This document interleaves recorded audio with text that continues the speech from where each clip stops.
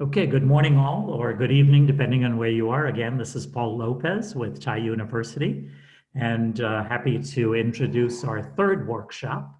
We've concluded two of them. You've got one more next week on Saturday, so please watch the three items on the bottom here. If you need to take a picture, so hopefully you will turn your video on. I know every now and then some of you have had some technology challenges. It's going to be highly interactive. And then the second bullet's very important because we will be using breakout rooms, so make sure that we know where to put you. You'll need to add your team name after your regular name, okay? Everything we're covering today is already in the shared folder, specifically in workshop number 3 subfolder. I believe all of you know me, but just in case, anything that you need, just holler back via email or WhatsApp or whatever, and the man behind the curtains doing all the fantastic work is our executive director from TiE Atlanta. Should you need anything, he doesn't use WhatsApp, but SMS will get his attention at any time. So anything that comes up, let us know. Okay. Today, our agenda for the 2.5 hours together is I'm going to take 5 minutes of catching everybody up on a couple of things with the Pitch Fest, but more importantly, with a startup boot camp that's occurring virtually but being facilitated by Silicon Valley. And then the bulk of the time, Vikas Shah from the United Kingdom will be covering how to tell your story, elevator pitch, how to answer questions, presentation skills, et cetera, all of which, you know, are sort of integrated. And I believe that if you took away one or two ideas from the couple of hours today, then you will up your game, not only for our competition, but really for your startup, irrespective of where you are in the journey of entrepreneurship. So hopefully if it's some stuff you already know, it'll reinforce. And if you pick up one or two new ideas, you've got a month to really hone those kind of skills, and we'll be using breakouts along the way, okay? Be ready in a second to at least take a picture of a slide coming up with a survey. But I understood that your team sizes, when you first told us about who you are and so on, end up with being quite a number of people. We think we'll have about 12 or 14 of the teams today on the workshop. What we'd like to do is just point you at the fact that between today and no later than Monday morning, over here is a link to a survey. It'll take you all of 3 minutes. Every team must do one survey. So once the first person has done it, the rest of the team members don't need to do that. It's a bit.ly link, so bit.ly/TiEUSV for Silicon Valley Bootcamp. That's the one that is being taught on the 2nd, or depending on which part of the world you are, on September 3rd. It'll ask you, who's the one member that we will have for free attending based on us sponsoring that through TiEU, and if we have a second member that we can seat, who would that be, et cetera. We're giving you some default times of which one teams we think will join when, but on the survey that's up here, you'll be able to tell us for sure. And again, if you don't tell us by Monday, we'll just assume you are not going to participate, and we'll pass your seat along to another team that wants to claim it. So that workshop will last 3 hours. And so at this point, like I said, because of it's cohort A or B, you certainly should only attend one. And for sure, we're paying for the first seat for the A member. You can tell us who that is in the survey. And any details about the survey, what's happening, et cetera, is all on the link for tiecon.org/startup-bootcamp. Any questions at this point?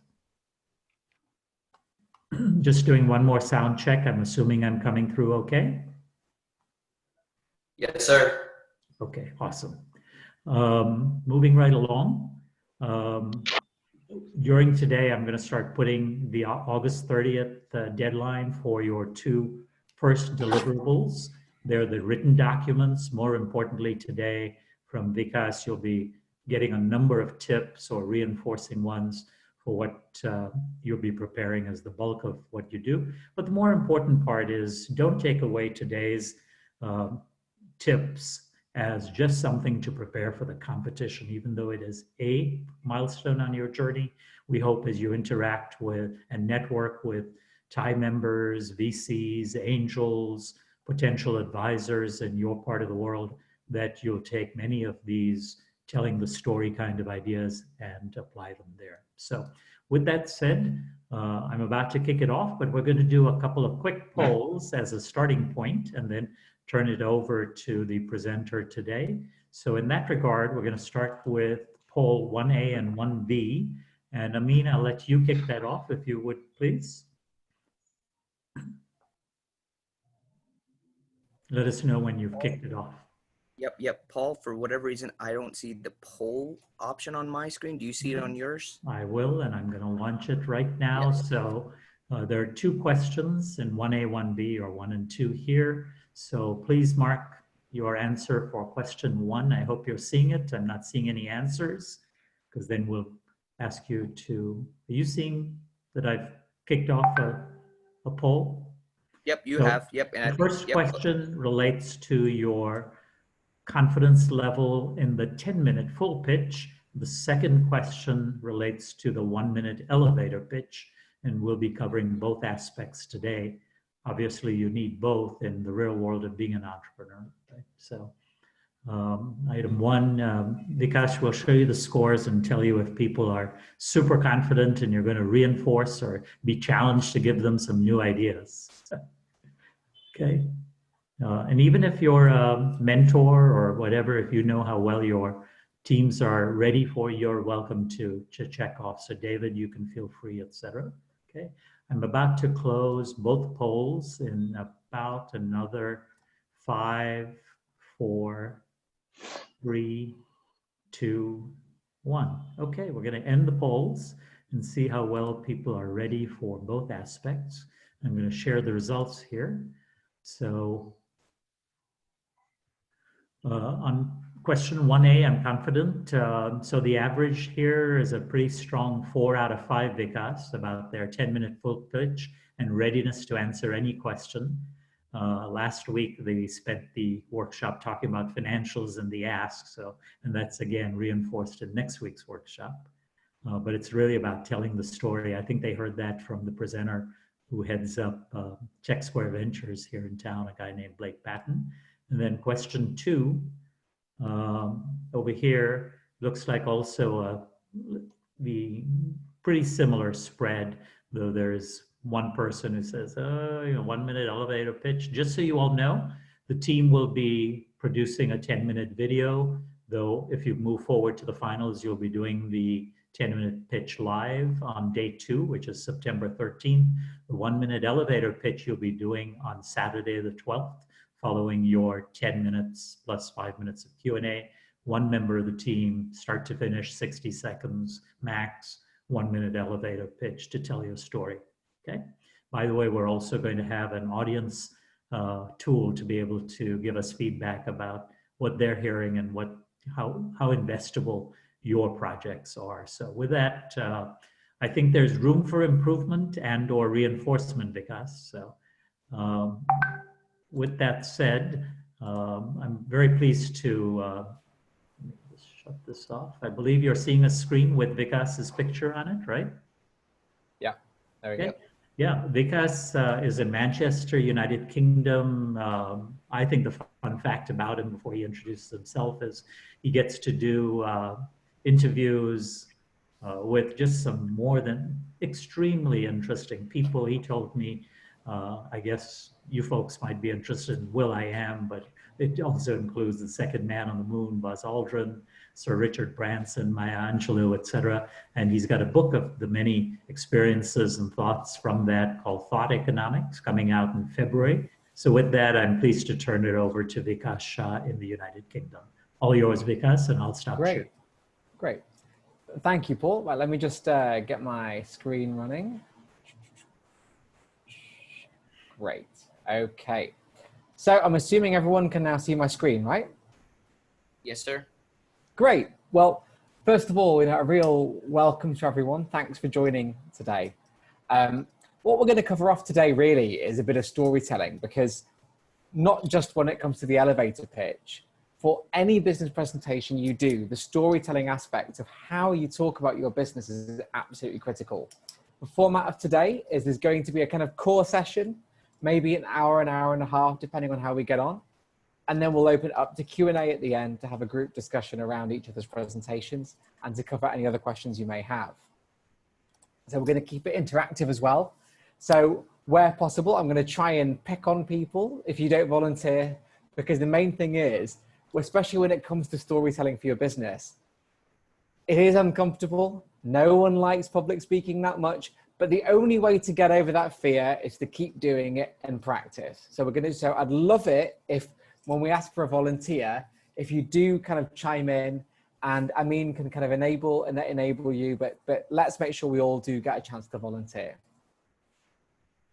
Session rules, it is interactive. If you've got any questions or queries, just say, don't be shy.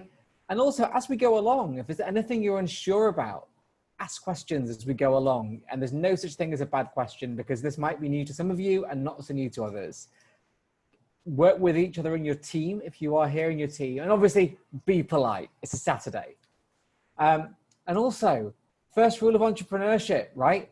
The first thing we've got to kill is the bullshit. And excuse my language there, but I've been judging my background for you. I've been in business, for a long, long time in technology entrepreneurship.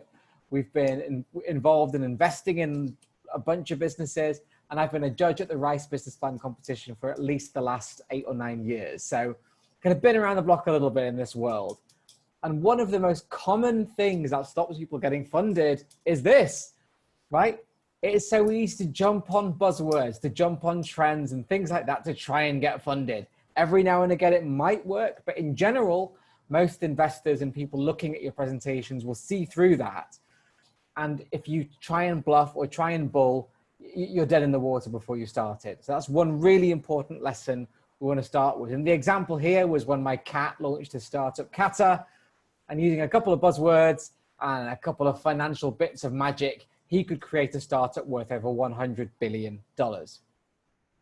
So I'm going to just jump in with a bit of interactivity to start with. So what I want to do is I'm going to pick on 2 volunteers, right? So I'd love it if you could self-select and maybe put your hand up in here, and Amin can let me know who's connected. But I want to just get you to talk to me about your business, right? The whole point of an elevator pitch is really simple.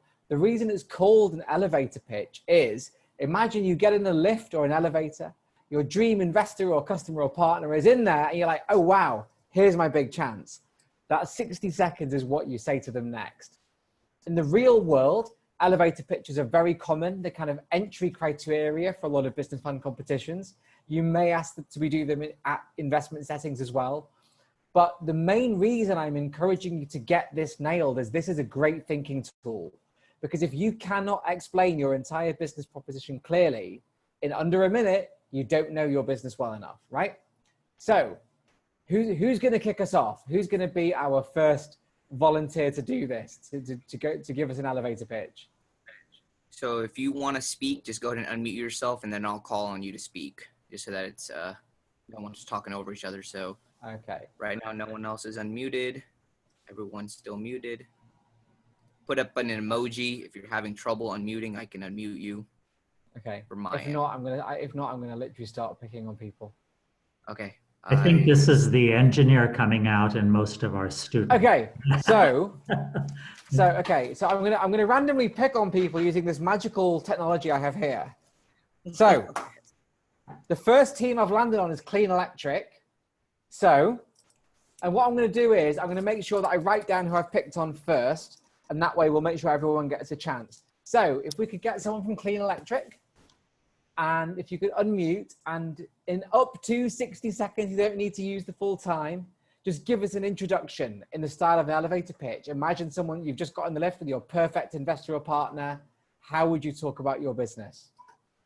Akash, go ahead. So, hello Vikas, it was nice meeting you.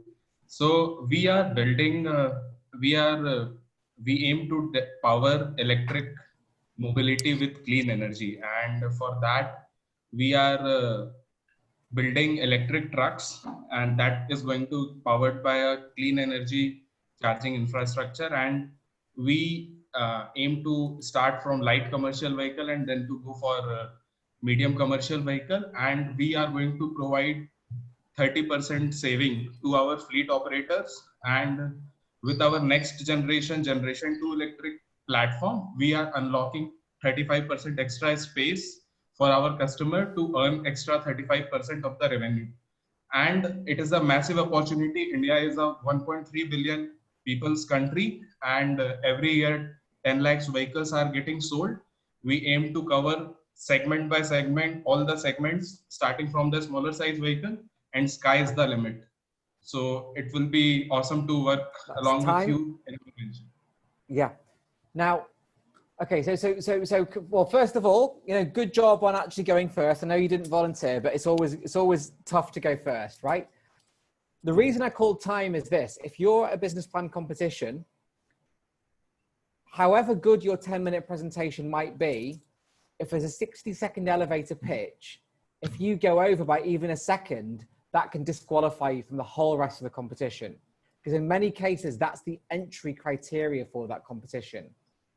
So keep practicing it to try and get it to under a minute, 58, 59 seconds.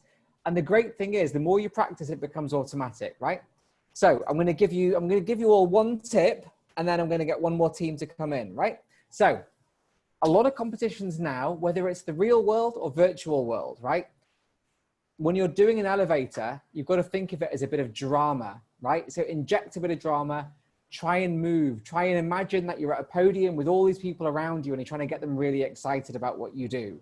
Because if the person listening to you isn't as passionate, doesn't feel your passion, your pitch is going to get lost. So let me see. Does anybody want to volunteer? Or should I Can I go on with us? Yeah, who's that? Hi, this is Pramod from Last Triple. From Last Ripple. Oh, hi, Pramod.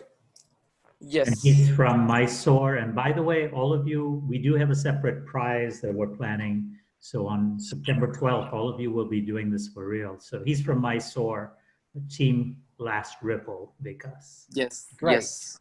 So what I'm going to do is I'm going to start the timer. And, Perfect. And I noticed we're still early on in today's session, but what I'm going to do is I'm going to stop you at 60 seconds just so you start to get an idea of how long that feels. And it's really weird because it isn't that long, but when you're in front of 100 people doing it, it feels like a long time, right? Correct. Whenever you're ready, I'll start timing when you start speaking.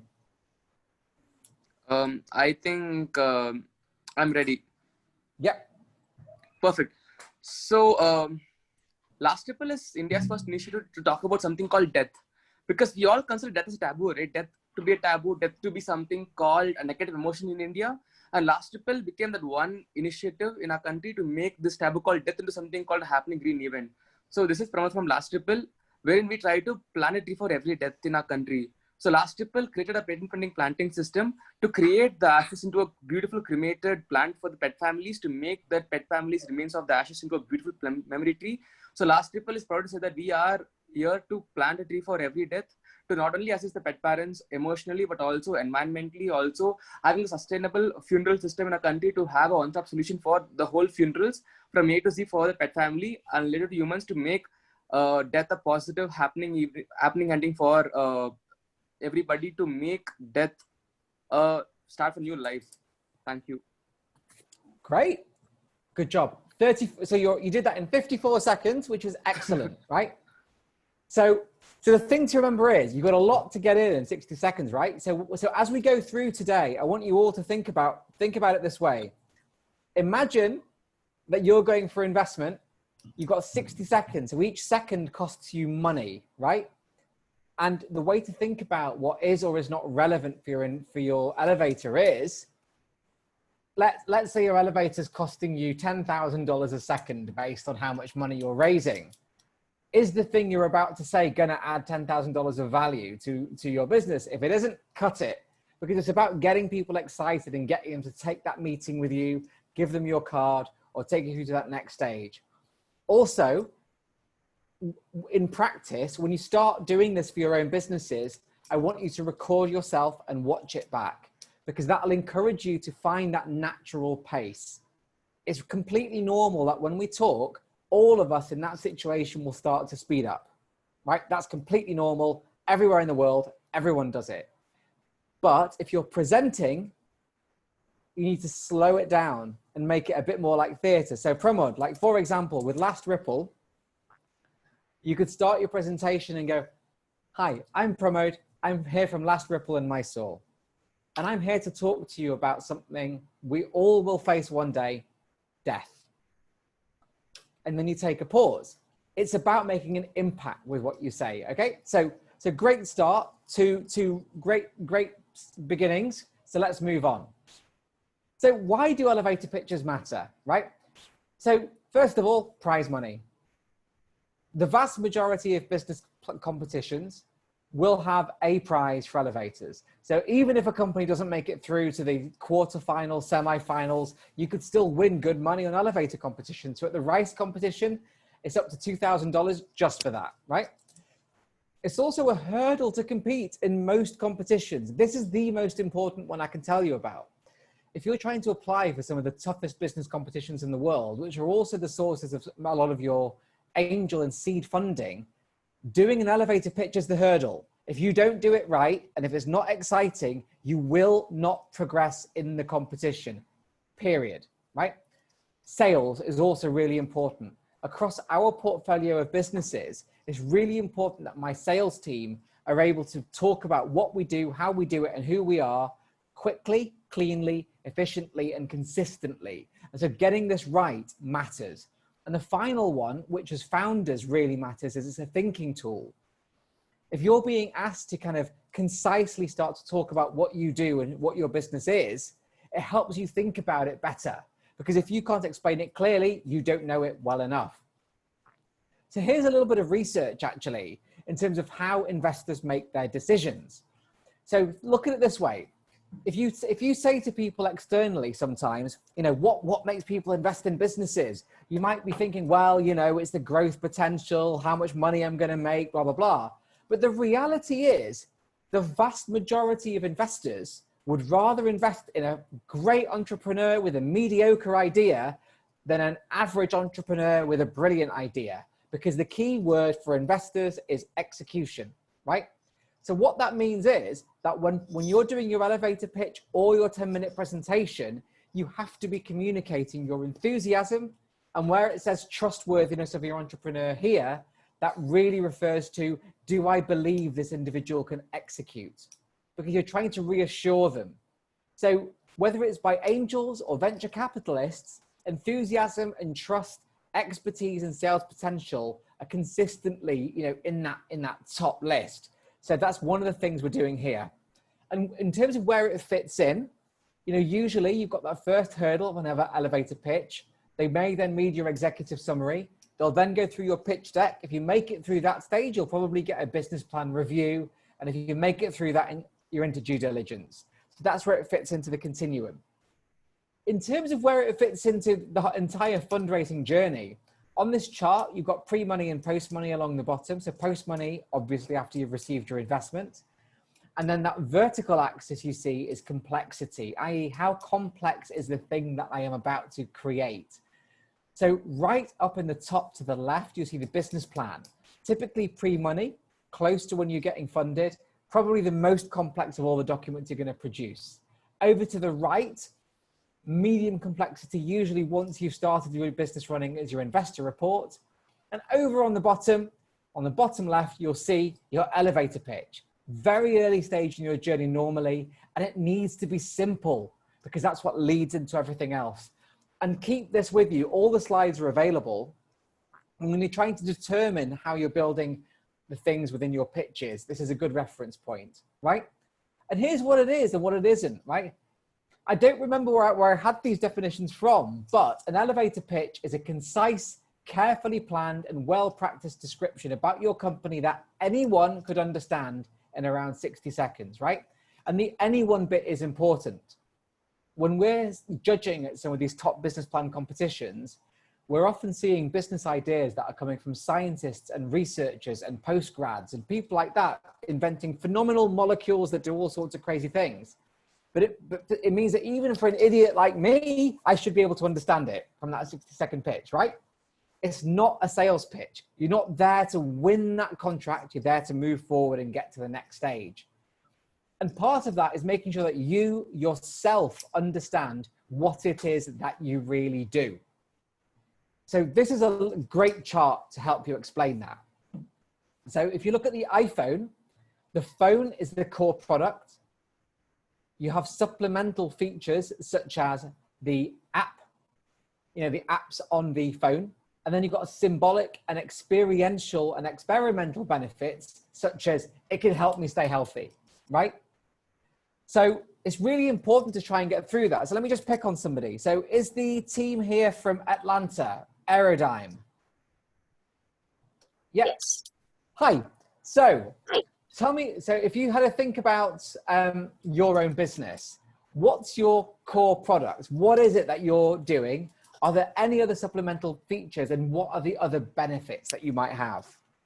Yeah, so we're creating a aerodynamic attachment for tractor trailers, and the core product is it reduces fuel costs for fleets, trucking fleets. And the supplemental features are it's completely automatic, so drivers don't have to interact with it at all. It just opens as it deploys on the road. And it also has a geo-tracking function, so it can track the trailer as it's going down the road, and fleet owners are able to see when the device is open from their office. They don't have to rely on the driver's information for that. Okay, so that's really interesting. And by the way, I loved your deck. By the way, I think you guys have got a really strong deck. I think one reason it's really important to get this bit right, though, is it helps you understand what is the buyer going to be concerned about. When the iPhone first came out, the core product, it's a phone. It texts, it makes calls, whatever, right? So for example, with yourselves, the core product is just, it makes trucks, it's a device that makes vehicles more aerodynamic, right? Period. The supplemental features might be the things that you talked about with, geo-tracking, et cetera. And the symbolic and experimental benefits might be how that allows you to align with better messaging around how responsible my business is. So it might be that you say in your elevator, looking at a model like this, hi, we're Aerodyne. We're Aerodyne. Is it Aerodyne, isn't it? Aerodyne, yeah. Yeah, Aerodyne, that's it. Yeah, I think I couldn't read my handwriting. I thought I'd written it as dime, like a dime bar. Anyway, so you could say, hi, we're Aerodyne, and our product makes trucks X% more aerodynamic. This helps you and your fleet operator save money. But not just that, our product, a couple of your supplemental benefits, and then moreover, by using our product, you are signaling to your customers, your stakeholders, and your suppliers that we believe in a more environmentally sound logistics industry, right? So oftentimes, every business here will have one of those. Every business here will have at least one item in each, and sometimes more. Don't forget that oftentimes, that bottom right-hand corner, the symbolic benefits of your product can be some of the most powerful ones in your pitch. So I'll give you a great example of that. So, we all have seen, supercars and Ferraris and things like that around, right? Here's the interesting thing. If you're looking at 3 different supercars, Ferrari, Porsche, probably Tesla, and Bugatti or whatever, the core product's the same. The core product's pretty much exactly the same. They're all very fast cars. The supplemental features on all of those cars is basically the same. They all have great suspension. They might all have the same interior stuff. But the symbolic benefit is where it makes money. The symbolic benefit is, I have a Ferrari. I have a Bentley. That brand benefit of that product is the absolute killer, right? So always think about this when you're thinking about the story of what you do. And it's also important to be realistic about where you fit into that mesh of innovation, right? So again, this is a really good little quick reference. So along the left, you have the level of innovation, right? So at the bottom is something which is an existing product or service up to a radical innovation. Along the bottom, we have an existing market across to a radically new market. So bottom left is a copycat product. So it's an existing product into an existing market. Great examples are Asia, or something like Aldi, which is a massive supermarket chain in Europe. On the bottom right, a massive paradigm shift with an existing product would be something like Ryanair, or in the US, Southwest Airlines, where they went into an existing, they create these an existing product, airlines, with a massive shift in the market, low-cost airlines, right? Top left, a brand new product or service innovation in an existing market. Dyson, this is one of the classic examples. A brand new way of making a vacuum cleaner or a Hoover, depending on where you are in the world, right? And right over to the top right, which is unicorn land, is new to the world industries. So social media, when that came out, music streaming, when that came out, right? So let me quickly pick a couple of you and let's have a talk through as a group about where you sit in here. So let me pick. Okay, so do we have Hair and you? Are you here? Hair and you?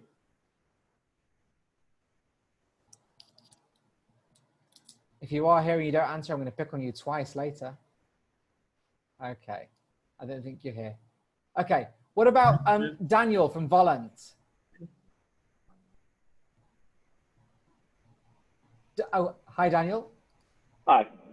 Great, cool. Hi. Good to hear from you. So Daniel, so tell us quickly about your product, and then as a group, let's think about where your product fits into this mix. Sure. So we created a drone that can communicate through a mesh network. So that expands the distance at which it's able to communicate and receive or extend the live feed for a user. So normally it would be that you can only get it through line of sight, but with that feature, you'd be able to push that way further, basically relaying it from drone to drone, eventually to the user. Oh, okay. I think we might. We want to use these drones for reconnaissance missions for the military. And another feature that we have. Sorry, what are you saying? No, you go. You go. Another feature that we are trying to implement into it is making it 3D printable. So this way you can replace parts a lot easier than waiting long extended periods of time for replacements. Okay, great. Thanks, Daniel. So the reason that this chart is important is because I call this the chart of managing expectations, right? And the reason is what you say about your business and service. I naturally, as an entrepreneur, every entrepreneur thinks that what they do is in the top right corner, right? The reason it's important to temper that is because where you place yourself on this box will set investors' expectations about the risk and return associated with what you do, right? So if you're going top right, what that says is, oh God, A, this is really risky, but B, the payoff could be huge. So that narrows your investor numbers, right? So if we look at what you're doing with drone innovation, so drones are operating, there are drones available. So there is an existing market of drones. So if we look along the bottom, we're kind of probably not far right. I would say we're probably in the middle, where you're not selling like, typical like a Predator drone or something. You're creating an incremental new product in the drone market, right? But you're probably in the top when it comes to product or service innovation, because actually, yes, drones exist, but when we're talking about mesh networks and 3D printable drones, that's pretty new. So you might be somewhere between those top two. So as an investor, what that says to me is, okay, it's an existing market, so my risk is lower, but it's a new innovation in that market, so there could still be a great return, right? So that should help us think about kind of what we're doing. What are your views, Daniel? Where would you put yourself? I agree. I would definitely say what's in the middle. I'd say middle top, just like you said. Yeah, great. And then let's stick with yours for an example. Another key question that entrepreneurs are asking, investors rather, are asking in these presentations is, why you and why now, right? And the explainer for that is often, why did your idea come into existence, right? Sometimes it is unexpected. So we've invested in businesses where the reason that business existed was an unexpected result of something else, like a bioadhesives business where the adhesive wasn't meant to dissolve, but it did. And as a result, it became a bioadhesive, right? Incongruity. Incongruity is where it's just something that just emerged as a kind of externality from research or something. Maybe the current way of doing things doesn't work. Maybe there's this new change in a market that means something's possible. So that one is really common in energy market. So energy innovations are usually in there. Could be demographics, could be a change in mood, so more sustainable businesses, or brand new knowledge that comes in. The reason you need to know where your idea came from is because you need to address it before you get asked the question. So for example, Daniel, if I ask you, why you? Where did your idea come from?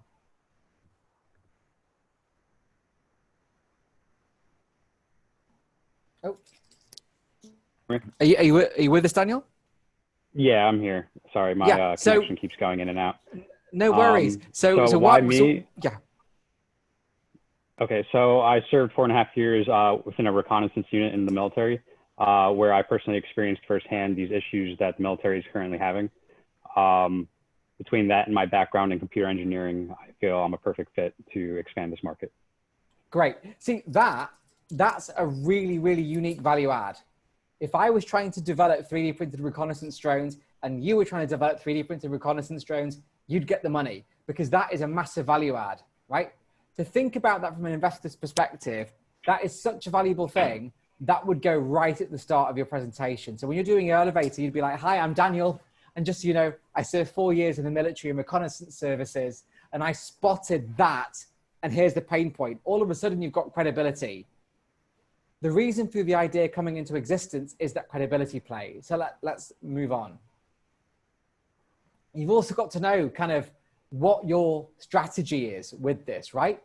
And when we talk about a strategy, we're talking about really what is your competitive advantage, because that's going to be the thing that has to come through in an elevator or a pitch, right?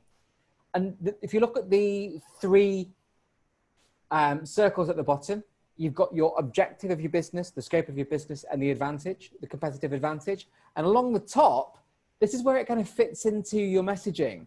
So you've got your mission. So your mission might be, I want to change the world. Your values might be, we're a, you know, family-based business, I don't know, whatever. Your vision might be, I want a computer on every desk. But your strategy might be, well, if we want to put a computer on every desk, we have to build a sales channel. We have to build, you know, consistent hardware. You know, it's the real brass tacks of how your business works. And you have to be able to articulate that clearly. So here's a really good example of that. So I deliberately picked quite a dry industry. So in this case, you know, investment management. And so this is from a company called Edward Jones. And their statement, so their key statements about their business is really simple. So again, let's go back to this: objective, scope, competitive advantage, right? So how they say it. The objective of this pitch, because don't forget, with any presentation, you're not going to give your story of your business between now and infinity.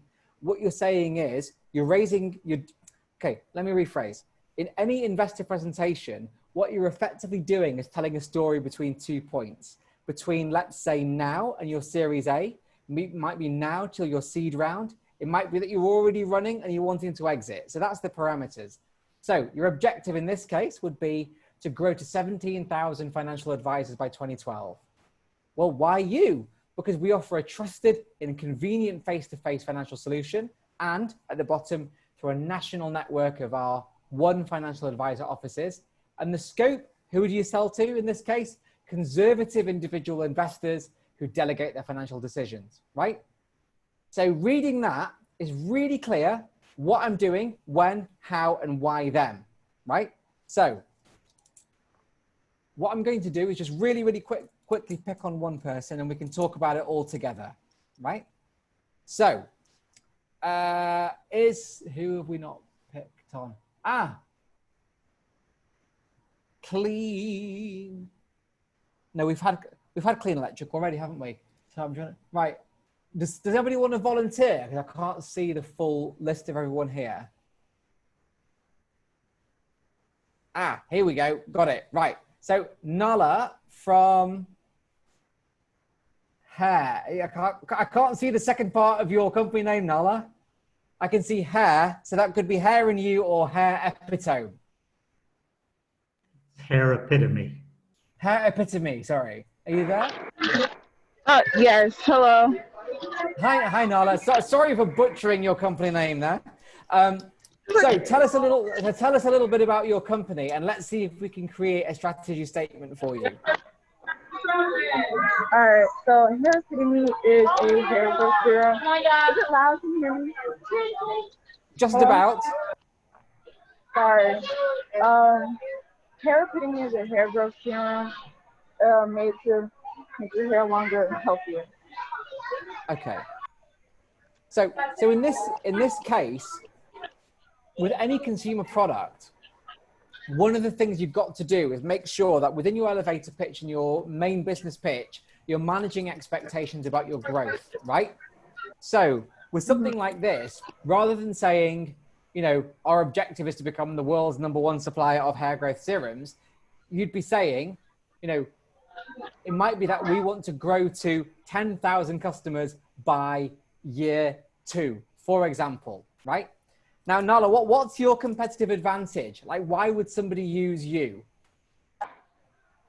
So Hair Epitome, we're using a special ingredient called C60, and basically no one else is using it. So the ingredient is a unique advantage because it increases hair growth by 16%, which is more than I can say forever. And who's your core customer? Who is it? Who is your typical customer? Anyone suffering from hair loss or thinning. Yeah. Okay. Great. So for example, if we think about that strategy statement, which is kind of almost the foundation from which everything else is built, you'd be saying something like, you know, we want to grow to 10,000 customers by year 2 using our proprietary hair growth serum, which is targeted to those individuals who are already suffering hair loss and will be available through channel e-commerce resellers. So a statement like that, whilst it doesn't sound as like hype and sexy as sometimes the startup land would want you to, is really focused, and it tells people exactly what you want to get to with your business, right? The other big challenge in a lot of investor presentations is a complete overestimation of your market. So one of the most common things that I see in investor presentations is someone saying to me, McKinsey says this is a $2 trillion market. Well, that's tough. No one cares what McKinsey says because you are not going to get a $2 trillion annual revenue within the timescales of most presentations. So what you need to do is be really clear on the market you're going for. So in this case, I've just given you an example here for like a language learning app on smartphones, right? So the typical presentation might say there's 10 billion smartphone users out there. Well, kind of who cares? You know, how many of them are going to be your customers? Well, the total available market is non-English speaking smartphone users with Android phones, because it might be that your app is only available on Android and you're teaching people how to speak English, okay? That's a lot of people. So who are you going to target, right? So then you've got your served available market, your SAM, which is your non-English speaking smartphone users with Android phones who want to learn English. So now we're getting really specific. And then your addressed market right at the bottom is the number of people who actually do download your app. The reason you need to do this is, this might feel counterintuitive, because what this means is you might be giving a smaller number than that massive big hype number that you were doing originally. But this makes your business more believable. This makes the investor know that you've done your homework and you know exactly which segment of which market you're going to. Most investors would rather you say, look, we know that there are 10,000 potential users in this particular city who we know will buy us. And then once we've captured that, we'll grow from there. That is far more valuable than saying there's 10 million potential users around the world and I don't know how we're going to get there, but we're going to get there. That's not going to impress anybody, right? And then more than anything, it's this classic thing, probably my favorite TED talk ever, Simon Sinek, who created the golden circle model about business, right? The golden circle model tells you really why things exist, and it shows you how you should be communicating them. So let's think of a really classic example is Apple versus Samsung. And this tells you why this is really important. So with Apple, they started right in the middle. They started with the why. So Steve Jobs was kind of really into aesthetics and beauty and really into user interface. And so his whole deal was he wanted to make it really easy to use technology, and that technology could be beautiful, right? So that's the why. The how do we make technology beautiful? Well, it's got to be aesthetic, nice materials, clean user interfaces. And then the what at the end of it is the iPhone or the iPod or whatever, the product with features. Samsung, a lot of businesses like Samsung, Huawei, and other people work the other way. They start with the what, which is basically a feature set, like we need to make a phone with this number of features. How? Well, we're going to use ARM processors and do this. And they often don't have a why. The why gives you brand equity. The why gives you market capital, right? This is the reason why, even though Samsung sell more phones around the world, Apple is the one that captures the most revenue from the market because they really clearly understand the why, the why. So let me pick on someone we've not spoken to yet. Frinks. Is Frinks around? Yes, we are. Great. So first of all, just tell us really quickly about your product and let's collectively try and drill down to the why. Sure. So at Frinks, we have created a deep tech platform that will help the food and hospitality industry increase their revenue and margins. We deploy AI and computer vision solutions to help them manage their operations and streamline their hygiene and safety compliance monitoring. Cool. Okay. So where did this come from? Where did this idea come from? Yeah. So we also started with why. So in the food and hospitality industry, 73% of the task that is still being done manually can very easily be automated. And that industry is predicted to be very easily taken over by robots and automation in the near future.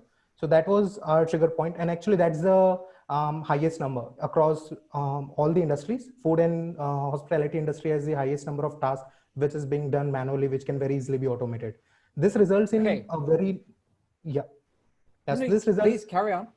Yeah, so this results in non-optimal operational efficiencies, very slimmer profit margins, and they have a very high contamination risk. Okay, but why? Why do this? Why bother? Why should I care? Yeah, so that's one industry which is going to sustain for a very long time. It's growing at a very fast rate, and food is one thing that we all gonna eat for a very long time. And the trend changes, like the millennials, higher expenditure in the restaurants and other disposable items are increasing rapidly. So that industry has a very high potential of the growth, but they operate in a very crappy manner right now. They operate in a very crappy manner. I'm going to pause you for 1 second, right? Yeah. We've just got to it, right? It's inefficient. This is one of the most inefficient industries in the world. Yeah. So a really good why is we want to make this industry more efficient. Yeah. That's it. It doesn't need to be any more detailed than that, right? We want to make this industry more efficient. Then the how. How do you make the industry more efficient? That's where we start to talk about, well, you should order at your table. You should be able to do some disinfection. You should be able to do this remotely. We should be able to use cloud products. And then the what at the end of it is Frinks, right? Yeah. But think about the difference in my approach to telling that story now. Like if I said, hi, I'm Aditya Agarwal. We've invented this technology which has got these, these terminals that sit on people's tables, and you can order there, but it's also really great because you can do this. And when you log in, it can do this. Okay, I'm like, okay, I'm lost. I don't get it, right? But if you started out by saying, hi, I'm Aditya, and we're on a mission to make hospitality more efficient because it's one of the crappiest run industries in the world. And here's how we're going to do it. And we've created Frinks to allow us to do it, right? Yeah. All of a sudden, you're basically saying the same thing, but you're telling a Yeah. much better story around it, right? So Yeah. I'm going to just I'm going to give the stage back to you for a moment, right? So Sure. imagine I'm asking you again. Imagine we've not met each other, and I'm asking you Okay. again to tell me about your business. Okay. Shall I start? Yeah, you go. We're just chilling now.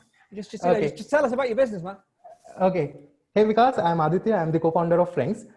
So did you know, Vikas, that food and hospitality industry does 73% of the tasks manually, which can be automated? That's one of the most inefficient industries you will ever come across. Stop. Okay.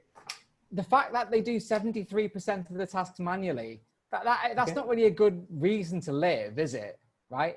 Okay. Because like what should it be? Should it be 72%? Is it only 1% off the optimal?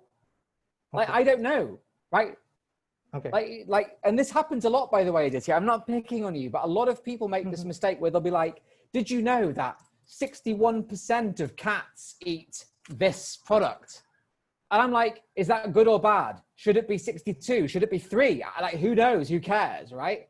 Yeah. So let's try that. So that's meaningless to me. It's not a good reason to live. So let's try again. Okay. Oh, hey man, how are you? Tell me about yourself. Yeah, Vikas, thank you. So I'm Aditya. I'm the co-founder of Franks. Did you know that food and hospitality industry is one of the most inefficient industry in the world? Did not know that. Yeah. And this leads to very inefficient management, and they have a very slimmer profit margins, and they also have a very high risk of contamination. So that's a problem that we address at Franks. And for that, we have built a suite of products which will help them drive increase in their revenues. We help them in their operations and in doing their real-time hygiene and risk assessment. Great. See, all of a sudden, we're now telling a story, right? Yeah. You've got to think of it this way. As an entrepreneur, that question of why, that's your reason for living. That's got to be your reason to exist, right? So most of you may have heard of Virgin Atlantic. So Virgin Atlantic, Sir Richard Branson's business, that was the first big business that he made his real money in. And so I asked him about this, and I said, like, what was your why? And he was like, flying was boring. Why can't flying be fun? And I was like, okay. So the reason Virgin Atlantic was created, because he was like, well, flying should be fun. Like, it should be glamorous again. It should be fun. Okay. So if we want to make flying fun, how do we do that? Well, you know, you use nice bright colors, cool music, you know, everything has a bit of fun and cheekiness to it. And, you know, back then when he started, times were different. So he was also saying, well, they needed very attractive cabin crew. All of this has to feel like a party. So those were the how. And then the what at the top was, and that's what created Virgin Atlantic, right? But that reason for living was flying should be fun again. So look, Aditya, I'm really pleased we got there with you. So I think this is really important. So let's pick one more. Or does anybody want to volunteer?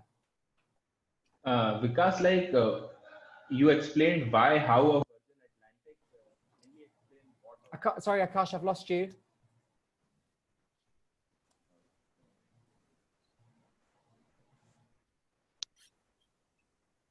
I think they may have gone. Did they go on? I can see you, but Akash, I can see you, but I can't hear you. So maybe if you type your question into the chat, and then yeah, I can hear you now. I was saying, because you explained why, how a Virgin Atlantic.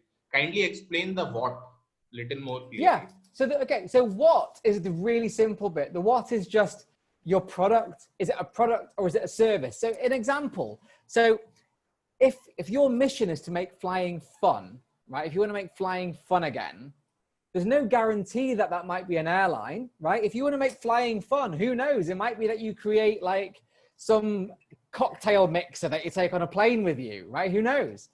It just so happened that in this case, he wants to make flying fun. To do that, you need fun colors, great new planes, all this. And so the product at the end of it, in that case, was an airline. It was Virgin Atlantic, right? So the what is almost the thing that is the end product or service, that solves that why, that deep mission you want to address. So let's talk about yours. So yours is clean electric, right? Yes. So what's your why? Like, why do you exist? So while studying in college, we built a lot of electric vehicles for a lot of competition. And when we see in India, so there is a lot of traction in two-wheeler and three-wheeler application in electric vehicle domain. But if you see the trucks, which are the most polluting thing on the roads, which consumes 150 liter of diesel a day, is not getting electrified. And there are a lot of challenges to it. And it is not like a two-wheeler you can charge at home. You need to build the charging infrastructure around it. So how do you develop a solution so that you can accelerate the electric trucks adoption in India by at least 5 years? So that is why we are doing and building electric trucks with charging infrastructure solution. And that's your reason to live? Yes, because if we don't do it, the electric trucks will development will defer by 5 or 7 years. And why does that matter? We will wait for Tata and Mahindra to do it, but it will be too late. But why does that matter? Come again? But why does that matter? It matters to us because like we have spent our college days and our life in building electric vehicles, and if we don't do it, then who is going to do it for our country? So we have been okay. You see, now we're getting to it, right? A why for you guys could be, look, India needs electric vehicles, right? That is a really good mission. That is a really good reason to exist. India needs electric vehicles. Pretty much everything you said then goes into a how. Okay, so let's use this. So the why, India needs electric. I wish I was in my lecture theatre, because then I could do a diagram for you. So India needs electric vehicles, right? Correct. How? Well, you could wait for Tata or Mahindra to do it, but it's going to take them time. So let's forget that. So how? Okay, well, you need charging infrastructure, you need chassis, you need engineering, all of the bits that you do. And then the what at the end of it is your truck, right? Correct. But it could be an alternative. It might not have been that. The why, India needs more electric vehicles. How? Well, maybe Tata and Mahindra were building them, but there was no charging infrastructure. So the what may have been that you made charging infrastructure. There's no guarantee it was a truck. In your case, it is. So let me try it again. Like, imagine I just met you and I was saying to you, right, Akash, hey, like tell me about your business. Tell me about you. How would you maybe phrase it differently, but really getting that mission across? One thing is there, Vikas, which I want to point out before that electric vehicles are inevitable and everybody is doing it. But the thing is why we are doing it, because it is difficult to electrify trucks, and because it needs a massive charging infrastructure. And our background is we are into the power industry of India, which is quite complicated. For 3 years, and in college we have been building trucks. So we are very well positioned to do the marriage of these two things. Otherwise, a lot of people are making electric let me ask you a question, Akash. Do you like trucks? I like electric vehicles, in short. Okay. But while working on trucks, so I'm started loving it, and started we are trying to solve this big problem. So we have started loving electric trucks, but we have been passionate about vehicles, electric vehicles. Okay, so look, so actually, and this is a great point for all of you, that is actually a really valid why. A really valid why is, do you know what? I love electric vehicles and I've got to know trucks and I really love trucks. Like, a why could just be your passion. That's also just as valid, as long as it does create a real product or service at the end of it. So do all start having a think about that. Hey, so Akash, go on. There's a good question from Sharik in California. So Sharik, take yourself off mic and ask it live. Yeah. I'm shy. I'm kidding. How often does the why boil down to letting customers save or earn more money? It's very often. So the why could be, so, you know, Southwest Airlines or Ryanair, great examples of this, right? The why, flying should be cheap. How are we going to do that? Same planes, same engineering, no frills. What? And then the what at the end of it is Southwest Airlines or Ryanair. So very, very often, solving a really specific pain point, like something is too expensive or something could be or should be cheaper, is a very, very valid reason to exist. And some of the most successful businesses on the planet were anchored around that principle that something should be a lot cheaper than it is, right? So I think that's a really good mission. So which company was yours? I'm from Avi. Right. And I'm sure. Oh, so you're doing the smart music Correct. for buildings, right? Okay, cool. Yes. So let's talk through yours. So what was the reason? I see you opened the door for yourself for this one. Now you're getting picked on. Totally fine. I'm more than happy to give you my 1 minute pitch as well, if that's what you want. Let's hear you it. Want it? Okay. Just... It's not refined, but Ambi is the only in-store audio platform that lets businesses legally play licensed music in their stores free forever. We integrate with smart point-of-sale platforms and collect business data like transactions and inventory. We use this data for two things: to deliver in-store music and messaging that can lift sales 9%, and to deliver targeting advertising from brands into our network of stores. By building advertising pipelines from brands into stores, we can add an additional $3.2 billion worth of value into this industry, expecting a TAM of about $4.3 billion. My name is Sharik Shah. I've built music tech products at Gracenote, was the technical lead at NASA. I run the Startup Accelerator program at San Jose State University. As a company, we won 3 different startup competitions, graduated from Universal Music Group's Startup Accelerator program, launched product, gained early traction, and are now raising pre-seed. Our vision is to innovate an industry that is over a decade old with data and technology. We will help businesses cut costs during oops.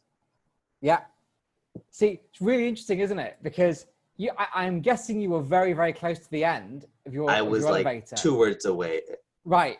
But imagine your elevator was really impressive, and I'm listening to it going, actually, wow, that sounds really cool. But now you've just been disqualified from a major business competition. Right? That's why the practice is important. But I don't want to discourage you, because actually what you were saying there was really excellent. Can I just ask you, where did your idea come from? Like, what was the reason for your idea? I've been building music tech products on my own for the past 3 to 4 years. The product was built for a very different reason. We iterated, we pivoted into a position where we found a way to add value into the market. Yeah. We were a music tech platform that let individuals listen to music together.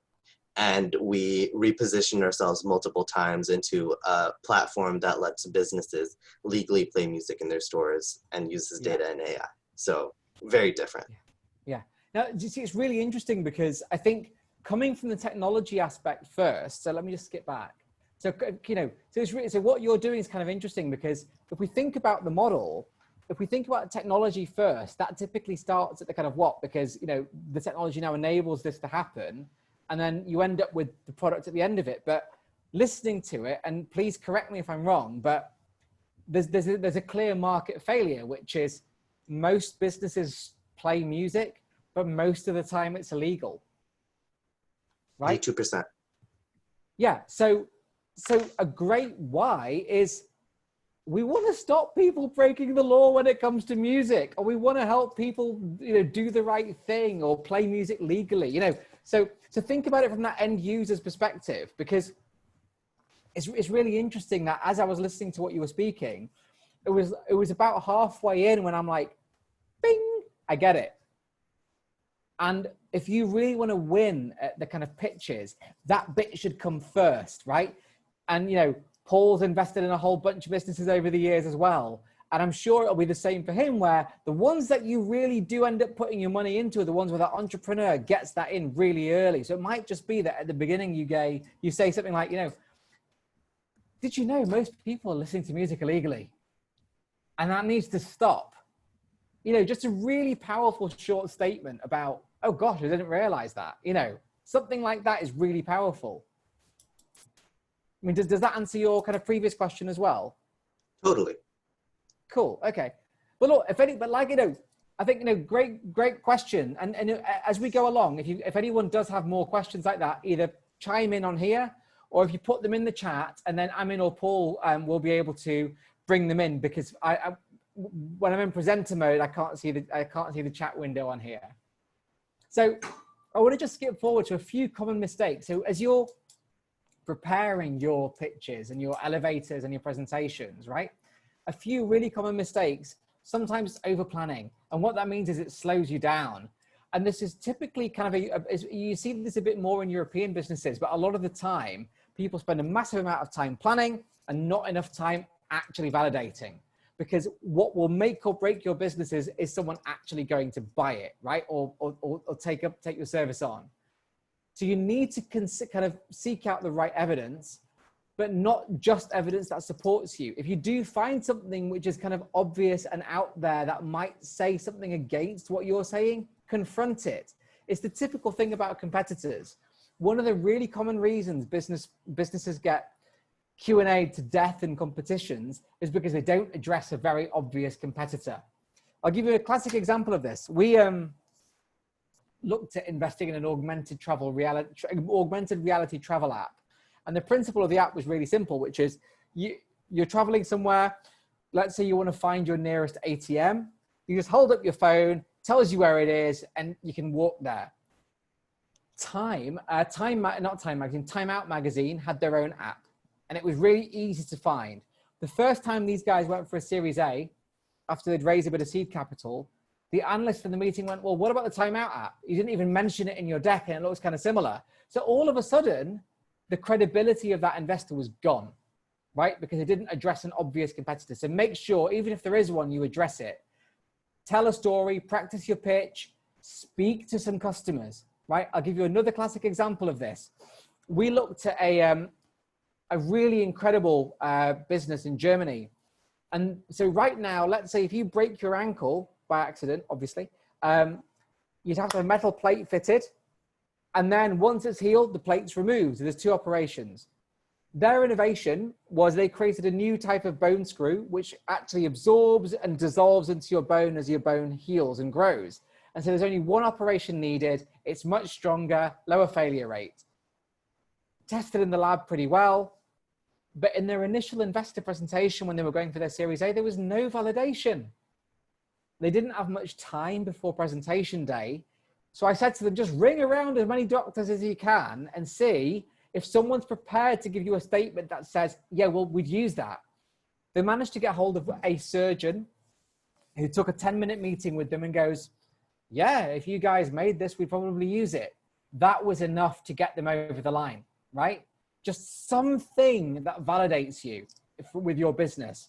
And so think about that. Like, Sharik did that really well when he said, we've already won these competitions. That's great. That validates what you've done. So always think about that, right? And then the next step along, and we're going to come to the elevator pitch in a moment, but you've got to also make sure that you put this into a really clear executive summary. And I always think about this as the foundation of raising money, right? So a really good executive summary, no more than 1 page, shouldn't take somebody more than 30 seconds or a minute to read.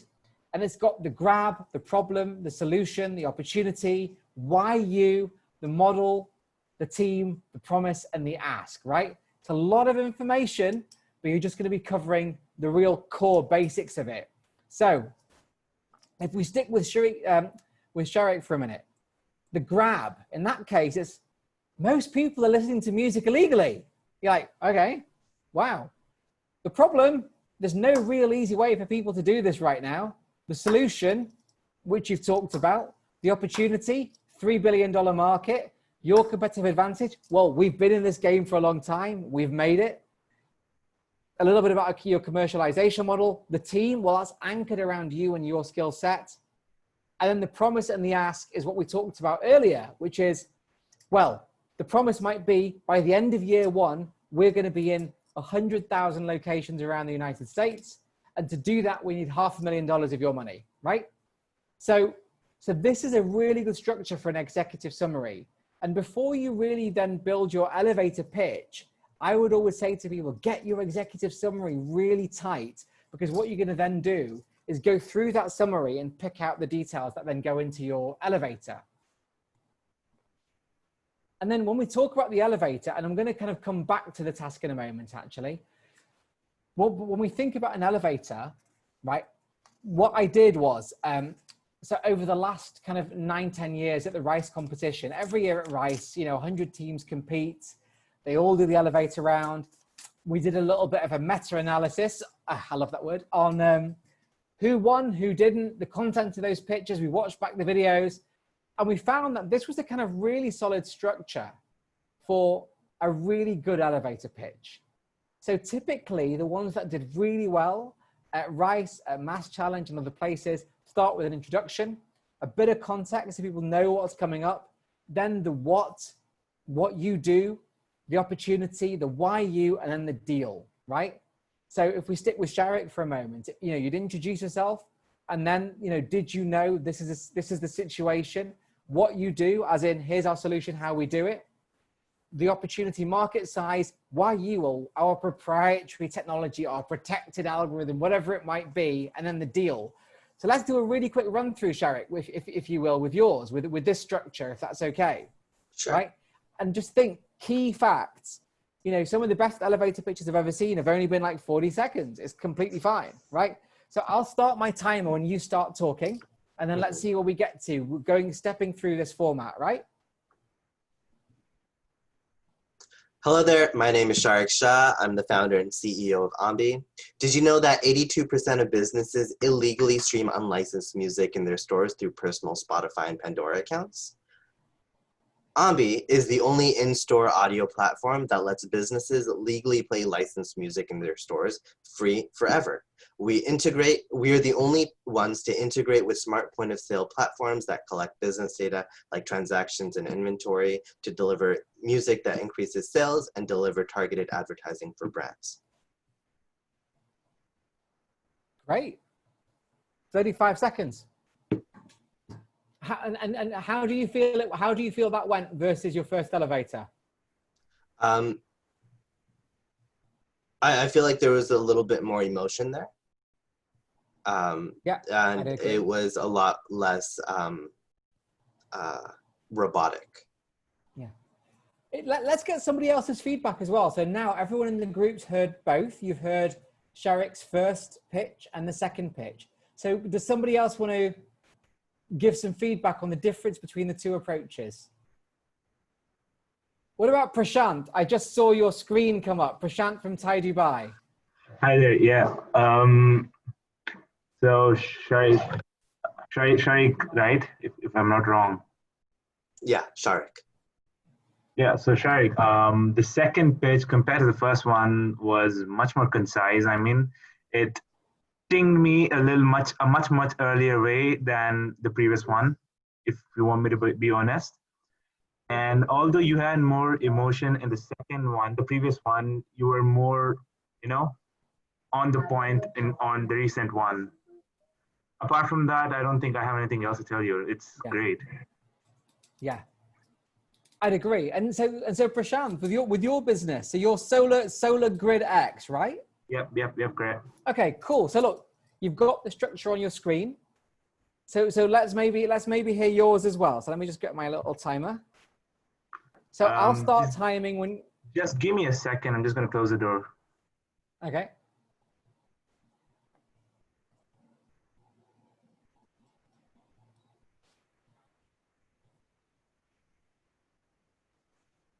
See, that's serious. When you have to go and close the door for an elevator, that's serious. Yeah. So. Okay. Whenever I'll start timing when you start talking. You can give me a countdown. I'm ready. Okay. 3, 2, 1, go. Hi, my name is Prashant Konna, and I'm the COO of SolarGridX. Did you know that renewables need to scale up by at least 6 times to reverse the effect of global warming? Right. I'm just sorry. I'm just going to stop you for a moment. Slow down. Okay. Like slow. Right. Okay. It's really important because one of the most important things in presentations is whatever energy you're giving out is how the audience is going to feel. Right. So all of a sudden I'm like, oh God, I don't know. Should I be taking notes? I don't know what to do. Right. So you need to slow down. Right. Because you've got to sound like, basically, you need to sound like, I've got this. Yeah. It's all good, right? So let's start again. 3, 2, 1, go. Hi, my name is Prashant Konda, and I'm the COO of SolarGridX. Now, did you know that renewables need to scale up by at least 6 times to reverse the effects of global warming? And it's not coming from me, it's coming from UN. And so we started a cloud exchange platform where people can buy or sell assets that's based on solar. So this way, we have a token called SGX that represents the ownership of solar panel. So each solar cell is around $6. So when you invest in one token, you can earn up to 15% in returns of investment. This is a $120 billion market, and we aim to capture at least 320 million out of it. And currently, we have 7 letters of intents with commercial consumers, and we also have 350 plus early signups for investors back in the UAE region. Okay. So 52 seconds, which is great timing. I'd say if you look, even by slowing down, like you were still 52 seconds. At your initial pace, it would have been like 8 seconds tops. Yeah. Right. So that's fine. Now let's get some feedback. So who have we not heard from? Sean. I don't think we've heard from you yet. Sean. From Radam at Portland State. Hi there. Oh, hi, hello, Sean. everyone. So you're over in Oregon, right? That's correct. Cool. So what did you think of the elevator there? I really liked your well, I'll comment on what you said at the very beginning. Basically, how you start off is we're receiving any energy that's being put out in that presentation you're giving. So you were able to quickly adapt, and you were still able to go at a speed that's fast enough to present all your information, but it was able for us to adapt to that new environment that we're receiving from you. So, and having that speed dialed in allows me to actually grasp my attention or focus my attention on you, because I want to make sure I'm hearing all your key points that you're presenting.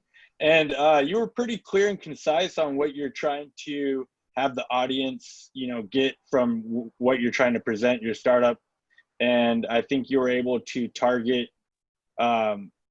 your product and how it's going to benefit your audience. Let's be honest, did it hit you in the first few seconds or not? I think it was pretty clear and concise at the beginning, yeah. Yeah, I'd agree. Cool. I think it was clear and concise. I think the thing that I would say is that there is, especially because yours is based on tokenization, right? And that's really exciting. And you kind of said it almost as a bit of a throwaway a bit later on in your text, because one of the exciting things I think with SolarGrid is you're kind of unifying a number of really important trends, right? So you've got solar energy, which is growing at a fantastic pace. You've also got tokenization, which allows this to be, the investment in solar to be democratized in a way. Correct. And so you've got this amazing convergence. So it might be something like, hi, I'm Prashant. I'm the, founder and CEO of SolarGridX, and we're bringing together two of the fastest growing and most exciting industries in our world today, solar energy and tokenization. Because now all of a sudden, don't forget, you cannot assume that the viewer knows anything about your technologies. So you might think, well, it's obvious that these are growing, but if you didn't know, how would you know? Market, the numbers. So you'd be like, These are the two of the fastest growing industries in the world, and we're convening them around Solar Grid X. We allow solar panels to be tokenized to allow people to invest in solar panels and get a return on the energy that's being produced on those panels whenever there's daylight. This is a X billion-dollar market, and it's growing at a compound annual growth rate of X every single year. And our technology allows people to not only earn from their solar panels, but creates capital in the system to deploy more panels faster, creating a more sustainable future for all of us, right? Something like that maybe. Yeah. Because that last bit on yours, here's the thing, I didn't know you'd finished. I didn't know you'd stopped talking. I was still timing. I thought you'd just taken a pause for a minute. But I should know when you finished, right? So something like that. Think of a finishing statement. Think of maybe, you know, a more sustainable future for all of us. Or it might be, we're here today to raise $2 million to create our minimum viable product and go to market in Dubai. Thank you for listening, right? Something to close it off. So if I may, Prashant, can we try yours again? So let's hear yours again and maybe step through it again. Before that, could you give me a minute? Like, I'm just going to prepare this stuff and then maybe you can loop on me back again. Yeah. Cool. Okay. We'll come back to you then in a minute. So another way to think about this for everyone on the call is that your elevator and your final 10-minute pitch, and this is from the University of Dayton because they created a kind of really nice structure for this. So the pitch really needs to have a number of key elements through it, right? So the hook, that real grab at the beginning. And now you'll have to excuse it if some of this sounds a bit kind of salesy, but it is, right? Because this is an emotional thing. It might be that your aim is to go and sell to NASA, but you're still trying to capture the attention of that individual because it's that individual that's going to open the door, write the check for you, right? So you need a hook.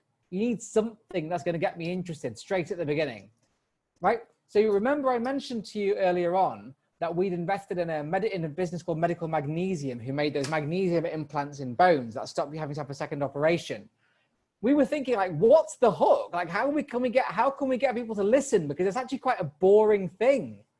So we got some celery, and at the beginning of the elevator pitch, it was like, it was the noise of celery, and the guy who owned the company was like, that's the sound of a bone breaking. And everyone was like, ah, God, like, you've got my attention. Now talk to me, right? So anything you can do as a hook to grab people's attention at the beginning of your pitch is really valuable, right?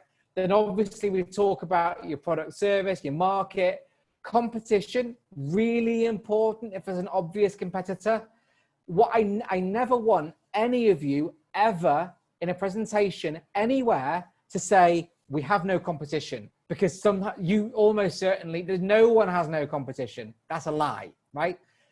And also, I never, ever, ever, ever, ever want any of you in any presentation ever to say, this company can't compete with us because they're too big or too slow, right? If you say that, that tells me you have no idea how corporate innovation works. Because if there's a big giant competitor over here, and if you think they're slow, the minute you start to grow, they'll copy you.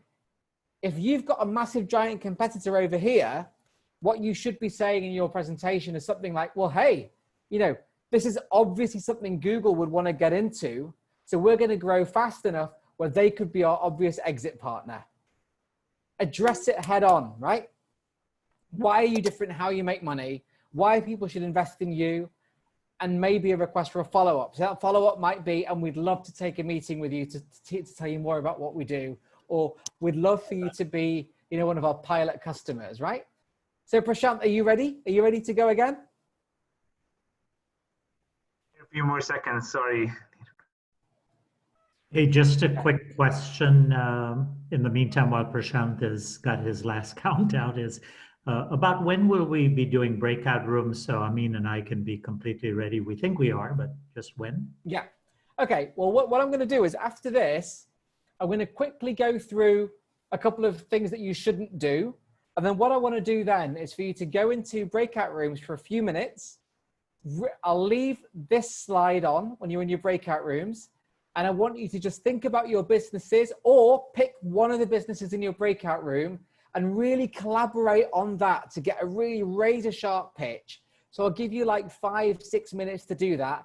And then we'll come back in and one person from each room will then go and give that elevator for either their business or the one that's been picked in the room. So that's what we'll do after Prashant's come back, yeah? So Prashant, are you ready? Yep, let's go.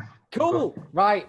Listen, you've been keeping us all waiting. This better be good. I'm now. so sorry about this. I'm a little It's fine. Listen, like listen. I know this is genius at work. So this is going to now be the perfect elevator, everyone. So 3, 2, 1, go. So hi there. My name is Prashant, and I'm the CEO of Solar Grid X. And at Solar Grid X, we are combining the two most emerging markets, which are solar and crowdfunding. Our platform allows you to invest in solar with just $6 in your pocket and get you a return of up to 15%, unbelievably 15%. Now, we're hitting a $120 billion industry and can capture up to $350 million out of this. Currently, we have around 7 LOIs from large-scale solar consumers and have around 350 plus early signups from investors around the world. And the reason why we need to do this right now, because renewables need to scale up by at least 6 times to reverse the effect of global warming. This is coming from the UN. And our platform lets you achieve this market in a much, much rapid way. That's it from my time. Thank you. Great. That was sharp. 53 seconds. Right. So who's going to give us some quick feedback on that? Let's pick Damgya. Damgya, sorry, I can't pronounce the name. It's really bad of me. You're on mute. There we go. I've just, oh, hang on. There you go. Hi, can you hear us? Can we hear you? Sorry. Yeah. Cool. So what did you think? So what did you think of that? Can you please repeat? So which version of the elevator did you prefer? Did you prefer the first or the second version, and whichever one you preferred? Which one? Why did you prefer it? So I prefer the second one because in that I'll be telling about my company in a lot better ways. Yeah. So this was really interesting because in that second one you did, Prashant, you know, it was like, wow, okay, it was really crisp why people should invest in you. Now, what one tip I would give is, see, what you're doing, Prashant, is not uncommon, where you're at an intersection. So you're bringing in investment, you're bringing in solar, you're bringing in tokenization, you're bringing in, you know, so many things. So I would always advise that you have a closing statement, even if it might be a bit cheesy, something to make people remember you, and as a great way of getting them to kind of just think, you know, to put it all together. So it might be something like, what have I written down here? So it might be something like, you know, with Solar Grid X, you can save the planet, make money, and be part of a technological revolution. Something like that, because then people are like, okay, I get it. It's a unification play, right? So Damgya, which business is yours? So I am from the team Frinks. Oh, so you're from Frinks as well. Okay, cool. Yeah. Okay, so look, we've heard from Frinks already. So what I'm going to do is we'll probably come back to you then once we go into the breakout. So I'm conscious that I've been talking for a little while, and I want to make sure we get into that, right? But before we do, here are some of the phrases that I never, ever, ever, ever, ever, ever want you to use in an elevator or in a main pitch. Our projections are conservative. Well, why? Why? That's not exciting. McKinsey forecasts our market will be 50 billion by whenever. No one cares. Somebody's going to sign a deal next week. If they're going to sign a big deal with you next week, why do you need my money? Or if you do, you'd better bring a letter of intent with you. People are set to join us as soon as we get funded. If you say that, you'd better have evidence with you if that's going to happen, right? No one is doing what we're doing. Lies. No one can do what we're doing. Lies. Hurry up because other VCs are interested. Go and speak to them then. Why are you wasting my time? Big company is too big, dumb, or slow to be a threat. Not true. I've seen plenty of startups get killed by big, dumb companies. We've got a proven management team. Well, why are you here then, right? Patents make our product defensible. No. Here's the big secret about patents. A patent is only worth what somebody's going to pay for it, right? I could patent doing this with a bit of paper, but it's pointless because it has no value, right? But I could still patent it. So a patent is only worth what someone is willing to pay for it or the real intrinsic value of what it's defending. So only use intellectual property if it's actually defending something useful, right? So what I'm going to do now is I want you to get into your break. I mean, oh, wrong way. I'm going to go back. We're going to pop you into breakout rooms, right? I'm going to give you, let's call it 10 minutes, right? Maximum. As you know, let's be tight here, right? Let's give you 5 minutes in your breakout room. I want you to pick one of the businesses in the breakout room, or you can work on your own. I want you to really refine your elevator pitch from what we've talked about so far today, right? I'm going to leave you in your rooms for 5 minutes. So I'm not going to come around and hassle you in your rooms. And then when you come back, we're going to get volunteers to come and talk about it. So pick one person in each room to be your spokesperson, because that's the person that's going to come back and deliver, right? Okay. So any questions? Come and tell me. Take a picture of this screen, though it is also in the shared folder, and I'm going to pop on the screen, Vikas, which breakout rooms, which teams. Yep. Okay, so I'm going to do that.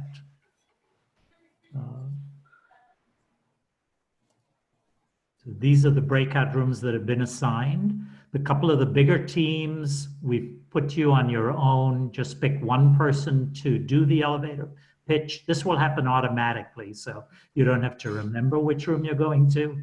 So any questions before Amin hits the key that sends you off? Okay, hope you took a picture of the prior screen of what you're supposed to do, because Vikas is going to randomly pick on one per room, right? The larger teams have just gotten their own rooms, okay? If you find you're not with another team, just practice on your own. And as a little tip, right? So when I'm teaching, so I teach the same method to my MBA students. The same thing that you guys are going through now is what I teach to my MIT Sloan and my Manchester MBA students. And what I always say is, you know, some people are just naturally confident and naturally great speakers, and that's fine. If that's you, I want you to step back. Ideally, if it's not your sweet spot, if you're not a naturally confident speaker, if you're concerned about this, I want you to be the one that volunteers, because you need to get into the flow of doing this, right? So this is a nice, safe way of doing that. So if there's someone in the room who doesn't really feel comfortable doing it, that's how I'd love you to all encourage to do it, right? So it's 36 past the hour. So we'll reconvene in about 5-6 minutes, and then we'll hear from you all then. Please turn your video on so the other team person can see you. Okay, going once. Amin, you ready to go? Yep, the rooms are open. Go ahead and if you see a notification that says enter the breakout room, go ahead and do that. I still see a few more people looking to get in. Pramod, Sean, and Sharik. If you see in the bottom taskbar of Zoom, you should see a couple dots or a notification icon to enter the room. That's where you'll see and you accept. Okay, one more person. Pramod with Last Ripple. Hopefully you're able to see that notification. If you can't, just come on and we'll tell you where it's at. Unless he has 2 sign-ons for some reason. Oh, he's on. Pramod? He's on. Okay, there you go. I think you found it. Okay, all right. Cool. So it's just us here now, including I'm going to stop the video for a second. Cool.